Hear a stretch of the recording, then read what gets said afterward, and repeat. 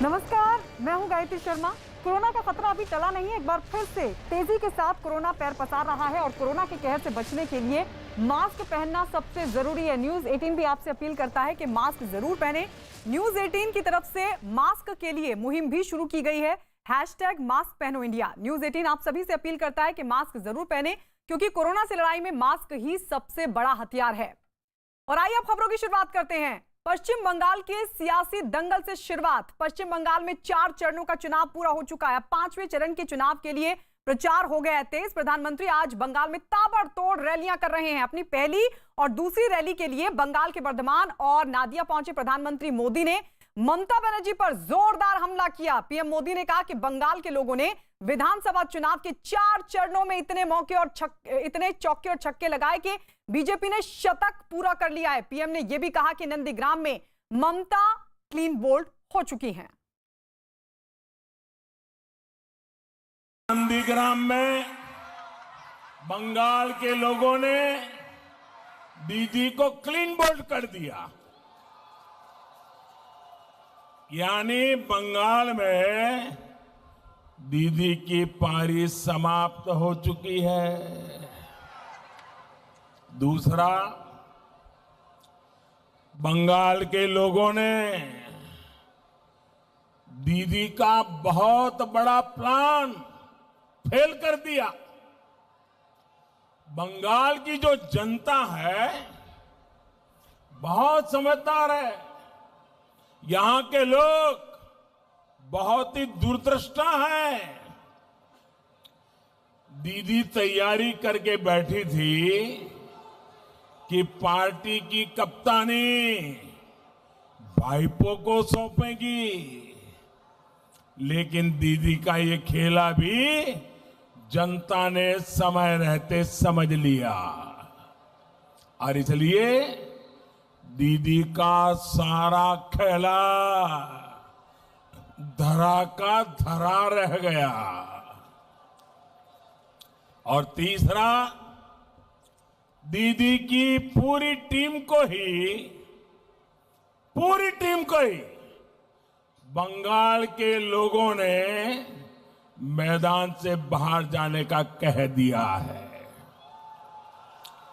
अब दीदी बंगाल के लोगों से जरा गुस्सा तो होगी ही। भाई और बहनों, दीदी को यह भी मालूम है कि एक बार यहां से कांग्रेस गई, कभी वापस नहीं आई। वाम वाले गए, लेफ्ट वाले गए, वापस नहीं आए। दीदी आप भी एक बार गई, कभी वापस नहीं। और इस वक्त नादिया से हमारे सहयोगी चंद्रमोहन हमारे साथ जुड़ गए हैं। नादिया वो जगह जहां आपसे थोड़ी देर पहले प्रधानमंत्री नरेंद्र मोदी ने रैली की। चंद्रमोहन, जरा बताइए कि नादिया जिला, क्योंकि 5वें चरण के तहत यहां पर वोटिंग होनी है, क्यों इतना महत्वपूर्ण है? क्योंकि आज जब प्रधानमंत्री नरेंद्र मोदी की तरफ से रैली की गई तो उन्होंने ओराकांडी मंदिर के दर्शन की बात भी कही और साथ ही टीएमसी के नेता सुजाता मंडल के दलितों को लेकर दिए गए बयान का जिक्र करते हुए ममता बनर्जी पर दलितों के अपमान का आरोप भी लगाया। बिल्कुल, देखिए, नादिया जिले में 17 विधानसभा क्षेत्र हैं, जहां पर अगले जो 17 तारीख को मतदान होना है उसमें 8 विधानसभा क्षेत्रों में वोट डाले जाएंगे। और ऐसे में बीजेपी के जो बड़े नेता हैं, प्रधानमंत्री और खासकर अमित शाह, इनकी जो है वो रैलियां वो तेज हो गई हैं। और आज प्रधानमंत्री अब से थोड़ी देर पहले यहां पर नादिया जिले के कल्याणी में पहुंचे थे, जहां उन्होंने सीधे तौर पर ममता बनर्जी को कटघरे में खड़ा किया और उन्होंने ये कहा कि जो उनके पार्टी के उम्मीदवार हैं वो दलितों को भिखारी कहते हैं। ऐसे में समझा जा सकता है कि किस तरह से जो उनके पार्टी के लोग हैं वो दलितों के प्रति अपनी नजरिया रखते हैं। और इसको लेकर सीधे तौर पर ममता बनर्जी को और टीएमसी को उन्होंने कटघरे में खड़ा किया।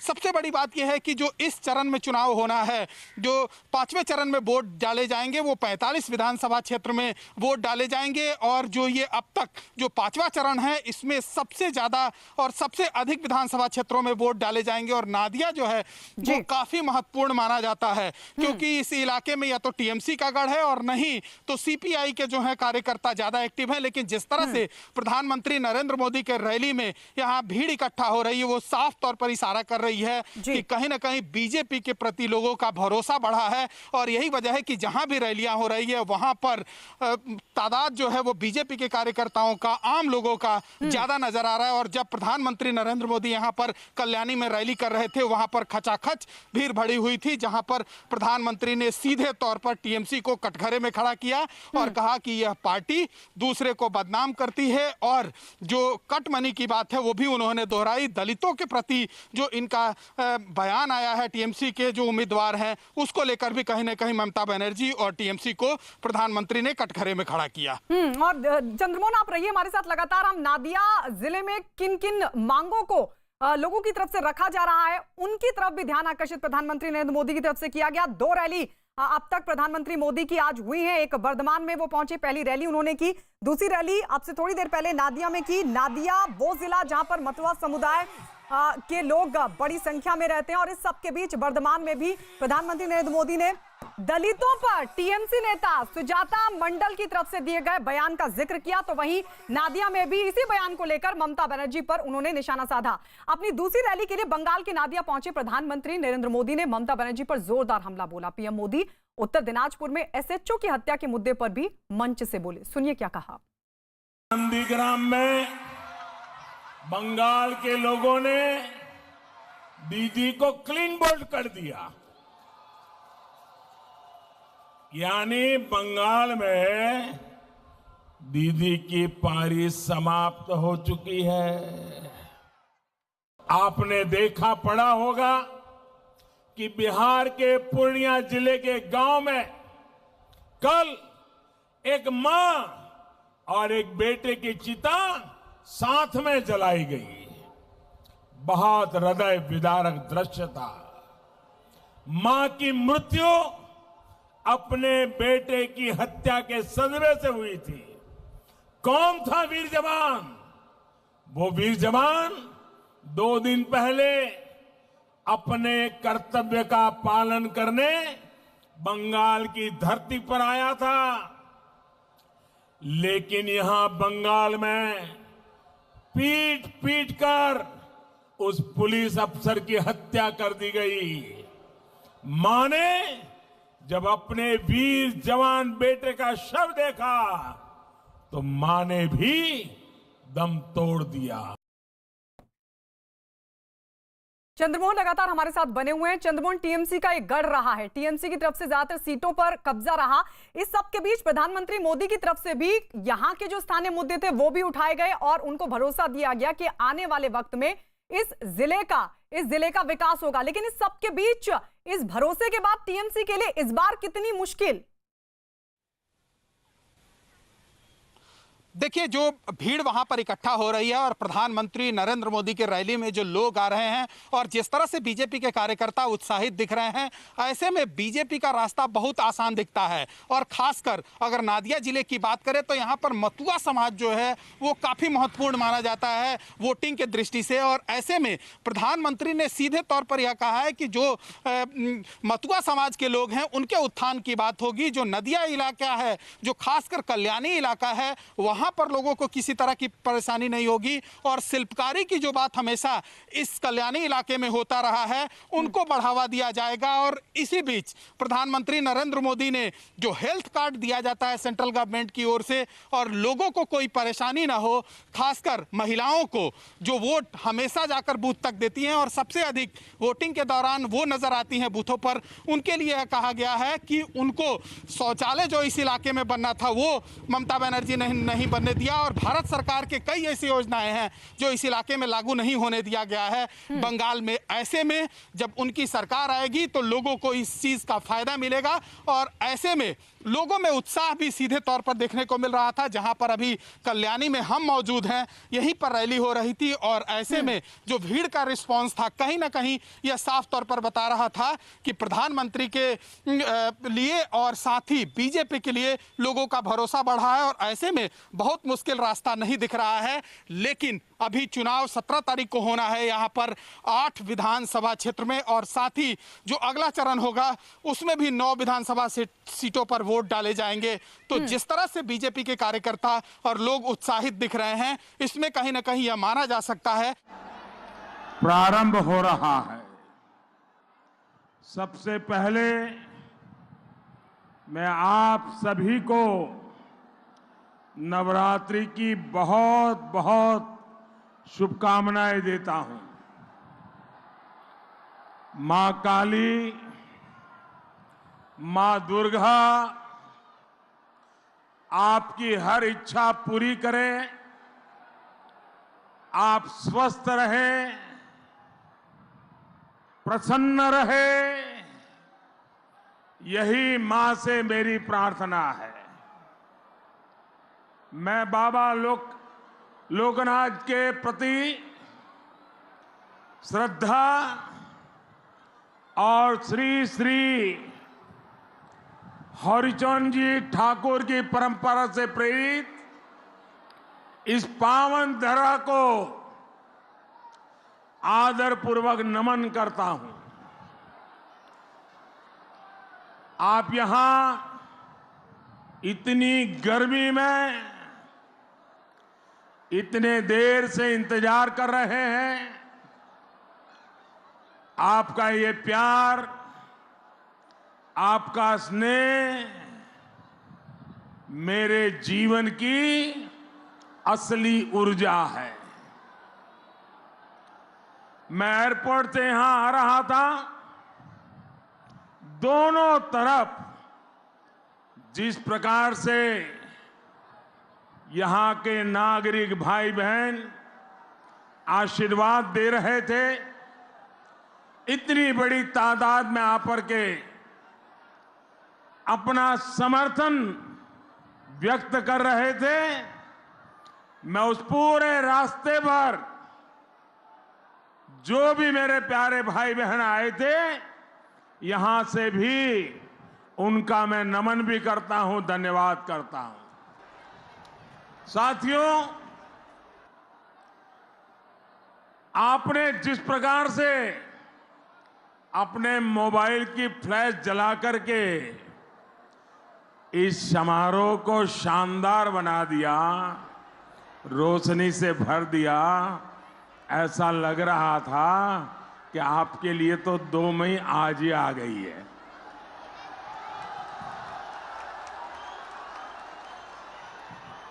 आपका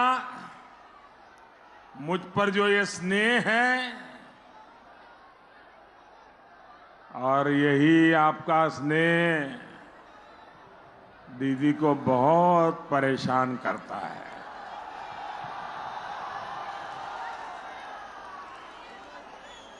और 4 चरणों के मतदान के बाद आपने जिस तरह बीजेपी की विजय तय की है, उससे तो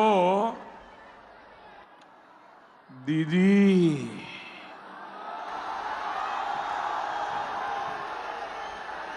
आग बबूला हो गई है। इधर आप बीजेपी को वोट दे रहे हैं, उधर दीदी आपको गाली दे रही है।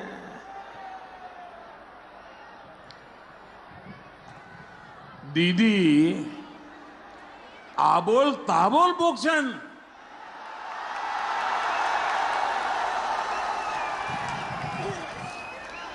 दीदी और उनके दल की आजकल जो स्थिति है, उसी के लिए कहा गया है विपोद काले बुद्धिनाश।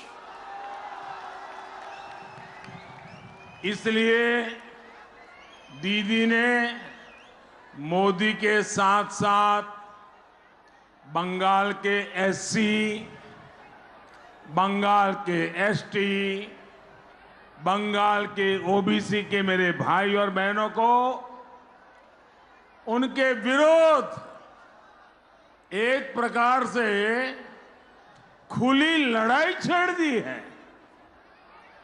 दीदी ने बंगाल के सामान्य वोटर आप सभी को बदनाम करने का अभियान शुरू कर दिया है।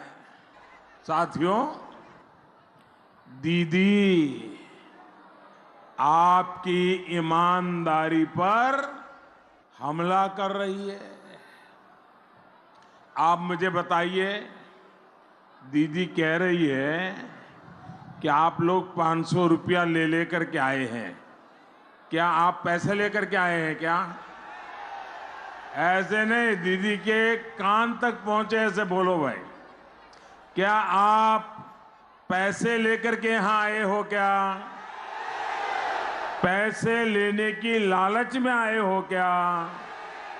क्या किसी ने आपको पैसे देने का वादा किया है क्या? दीदी आपका अपमान कर रही है कि नहीं कर रही है? आपका अपमान कर रही है कि नहीं अपमान कर रही है? दीदी बंगाल के लोगों को बिकाऊ बता रही है कि नहीं बता रही है? इससे बड़ा किसी का अपमान हो सकता है क्या? मेरे प्यारे भाइयों बहनों, दीदी को तोलाबाजों से कोई समस्या नहीं रही, लेकिन दीदी बंगाल के दलितों को आजकल कैरेक्टर सर्टिफिकेट बांट रही है।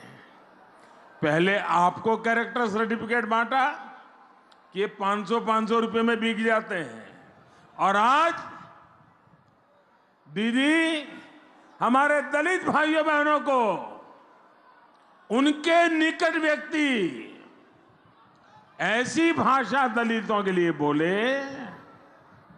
भाइयों बहनों, किसी भी राज्य का मुख्यमंत्री अपने राज्य के नागरिकों के लिए, अपने देश के नागरिकों के लिए कभी भी न ऐसी भाषा बोल सकता है, न ऐसा सोच सकता है। आदरणीय दीदी, ओ दीदी,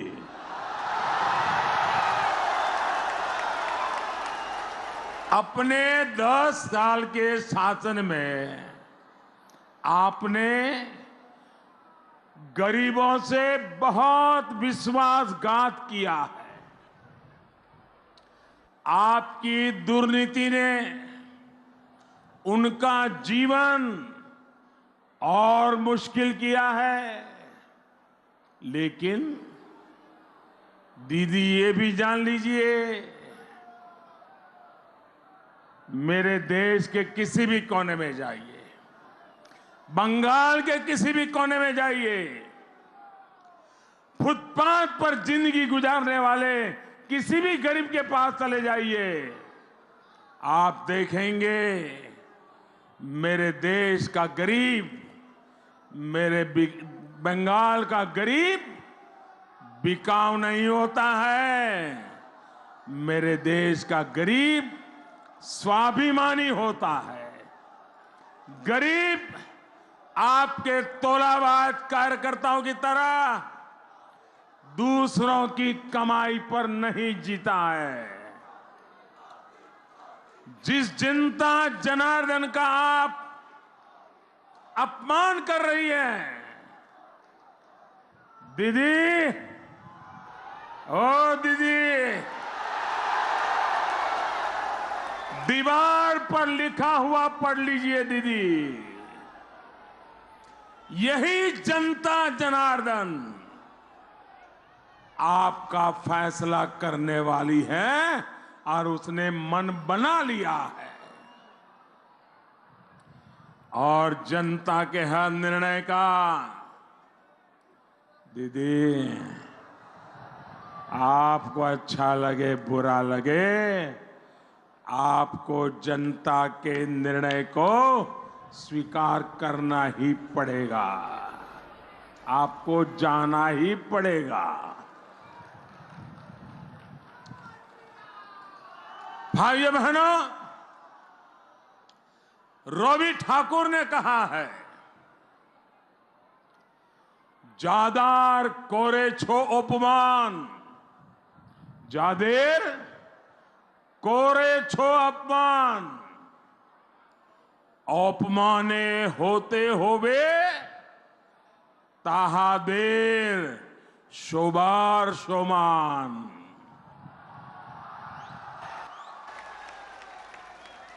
दीदी, ओ दीदी, ये बात अच्छी तरह याद रखिएगा। ये रोहित ठाकुर की बात है। साथियों, आज मैं आपसे एक और बात बताना चाहता हूं। आप मुझे बताइए कि जब से चुनाव शुरू हुए हैं, एक बार भी दीदी ने अपनी रैलियों में कभी भी ये कहा है कि ज्यादा से ज्यादा मतदान होना चाहिए? ये दीदी ने कभी कहा है? पूरी ताकत से जवाब दीजिए, दीदी ने कहा है? एक बार भी कहा है? क्या दीदी ने एक बार भी कहा है कि सभी मत संप्रदाय, सभी वर्ग के लोग लोकतंत्र के इस उत्सव में बढ़ चढ़ करके हिस्सा लें? क्या ऐसा कभी उन्होंने कहा है? कहा है क्या? बोला है कभी? क्या दीदी ने एक बार भी ऐसी अपील की है कि शांतिपूर्ण मतदान होना चाहिए? ये कहा है दीदी ने? आप पूरी ताकत से बताइए, कहा है क्या? दीदी ने कभी भी शांतिपूर्ण मतदान की अपील की है? राज्य के मुख्यमंत्री के नाते उनकी जिम्मेवारी है कि नहीं है? उनकी जिम्मेवारी है कि नहीं है? टीएमसी के नेता के नाते उनकी जिम्मेवारी है कि नहीं है? टीएमसी के उम्मीदवार के नाते जिम्मेवारी है कि नहीं है? लेकिन कभी दीदी ने बंगाल में शांतिपूर्ण मतदान करो ये शब्द नहीं बोला है। क्या एक बार भी उन्होंने ये कहा कि जो लोग हिंसा फैलाएंगे, मतदान में बाधा डालने का प्रयास करेंगे, उनके खिलाफ सख्त कार्रवाई होगी? क्या ऐसा दीदी ने बोला क्या कभी? उनको बोलना चाहिए था कि नहीं बोलना चाहिए था? ये उनकी जिम्मेवारी है कि नहीं है? ये भी नहीं बोलती है। बंगाल की जनता समझ सकती है कि दीदी के इरादे क्या है। दीदी जानती है कि इतना ज्यादा मतदान बीजेपी के पक्ष में हो रहा है, इसलिए वो ज्यादा मतदान के खिलाफ है। दीदी जानती है कि चुनाव में उनके गुंडे ही हिंसा कर रहे हैं, इसलिए वो हिंसा फैलाने वालों पर सख्त कार्रवाई की बात भी नहीं कर रही है।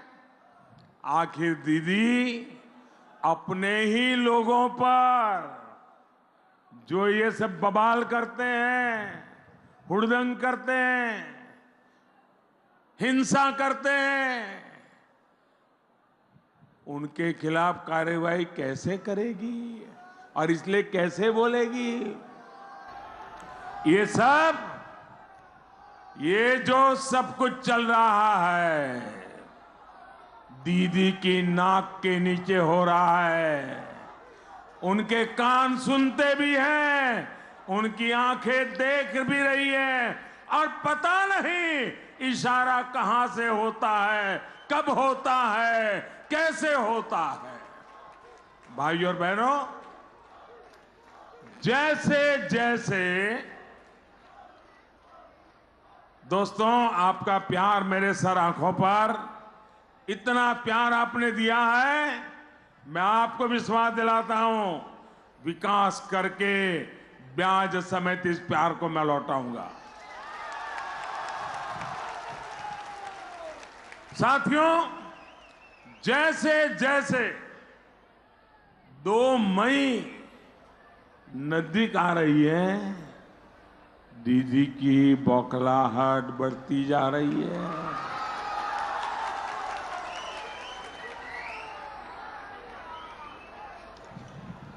वो किसी भी कीमत पर सत्ता में बने रहना चाहती है।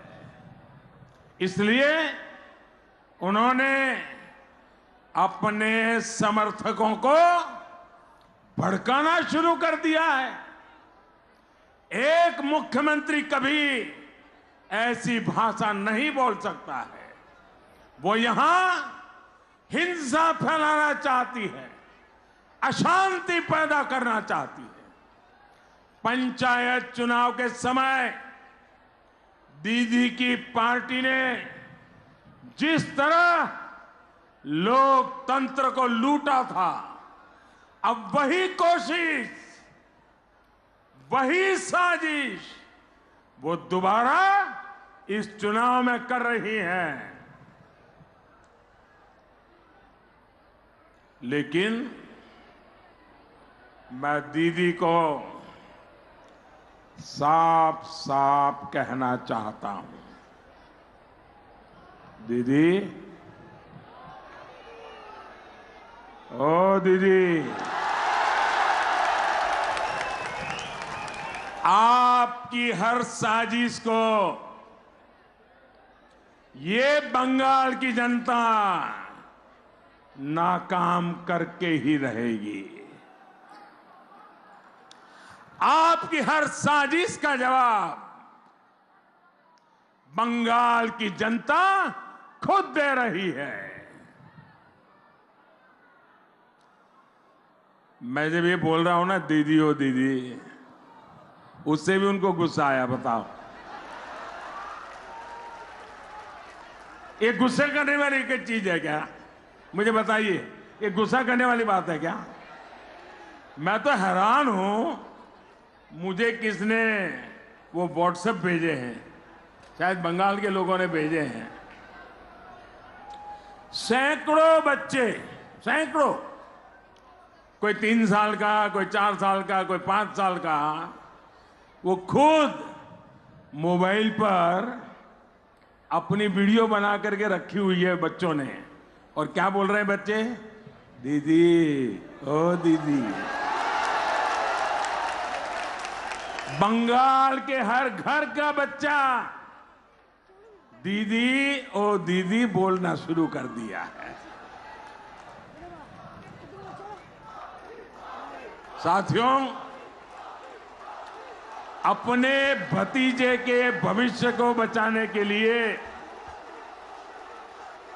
भाईपों के भविष्य को बचाने के लिए दीदी ने बंगाल के युवाओं के वर्तमान और बंगाल के युवाओं के भविष्य को दांव पर लगा दिया है। मैं बंगाल के युवाओं से जानना चाहता हूं, 10 साल के शासन में दीदी ने अपने भतीजे को कहां से कहां पहुंचा दिया। बंगाल के युवाओं को दीदी ने कुछ दिया क्या? दिया क्या? दिया क्या? और दिया तो क्या दिया? सिर्फ चाकरी का इंतजार और चाकरी में भ्रष्टाचार। क्या दीदी के लिए अपना भतीजा ही सब कुछ है? बंगाल के युवा कुछ नहीं है क्या? भाई और बहनों, दीदी की सरकार के दौरान हुए हर अन्याय, हर अत्याचार का पूरा हिसाब, और जब मैं पूरा हिसाब कहता हूं ना, तो मेरे प्यारे बंगाल के भाइयों बहनों लिख करके रखिए, चुन चुन करके हिसाब लिया जाएगा। पल पल का हिसाब मांगा जाएगा, पाई पाई का हिसाब मांगा जाएगा। भाइयों बहनों, यहां एक मासूम बिटिया के साथ जो हुआ, इसको हम भूल नहीं सकते। टीएमसीर कुशासने जे रक्षक সেই ভক্ষক, यानी यहां जो रक्षक है वही भक्षक है। मैं यहां आई हर माता बहनों बेटियों को दीदी की सरकार की एक और सच्चाई आज आपके सामने रखना जरूरी समझता हूं।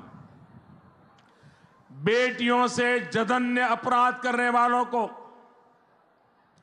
जल्द से जल्द सख्त सजा हो, इसके लिए देश भर में फास्ट ट्रैक कोर्ट खोली जा रही है। लेकिन दीदी की सरकार ने बंगाल में इस पर भी ब्रेक लगा दिया है।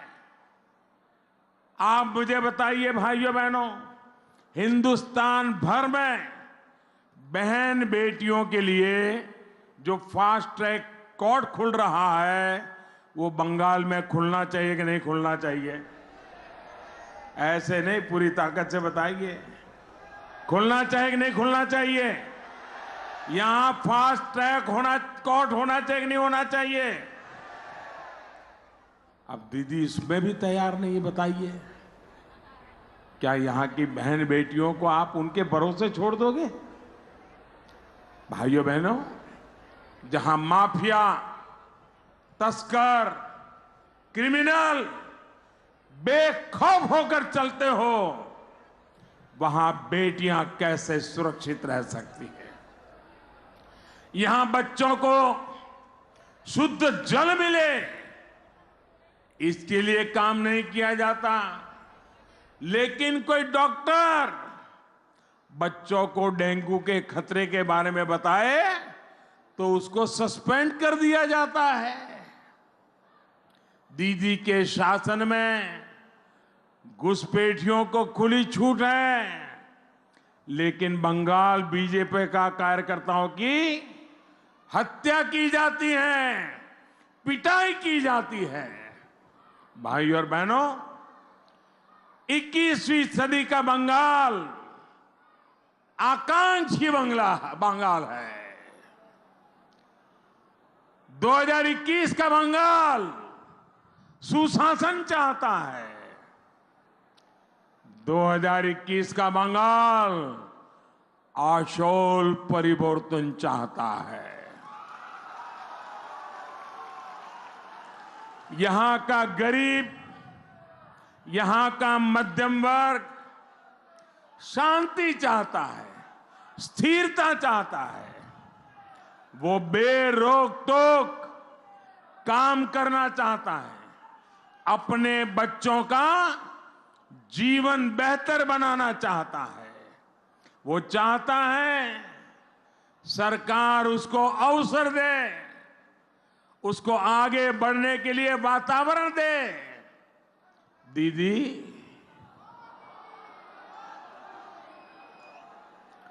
दीदी बंगाल को ये सब देने में बिल्कुल असफल रही है। गरीब को सुनवाई, बुजुर्गों को दवाई, नौजवान को कमाई,